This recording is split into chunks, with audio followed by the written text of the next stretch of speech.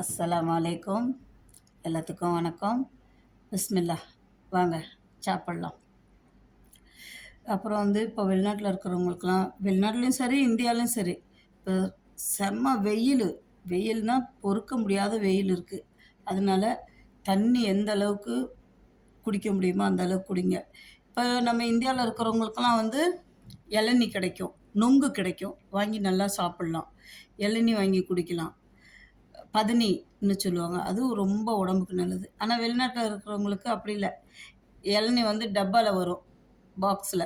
அது தாய்லாந்துலேருந்து. அதுதான். அதனால அந்த தாய்லாந்து இளநியை குடிக்கிறத விட தண்ணியை நீங்கள் எவ்வளோ வேணாலும் குடிக்கலாம். நைட்டில் என்ன பண்ணுங்கள், 2 வெண்டைக்காவை எடுத்து தண்ணிக்குள்ளே ஒரு பாட்டிலில் எடுத்து தலையும் வாலையும் வெட்டிட்டு வெண்டைக்காய் தண்ணிக்குள்ளே போட்டுருங்க. காலையில் எந்திரிச்சு நம்ம கரைச்சோமா கொலன்னு வரும். ஆனால் அது குடிக்கிறப்போ நம்ம இளநீ தண்ணி எப்படி குடிக்கிறோம் அந்த டேஸ்ட்டு தான் உங்களுக்கு கொடுக்கும். நீங்கள் 40 நாளைக்கு குடிங்க. உங்கள் முட்டி வலி, சுகர் கண்ட்ரோலு, கிட்னிக்கு,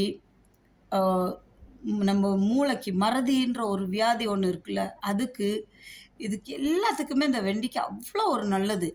கிட்னிக்கு, சுகர்காரங்களுக்கு, முட்டி வலி எல்லாத்துக்குமே ரொம்ப நல்லது.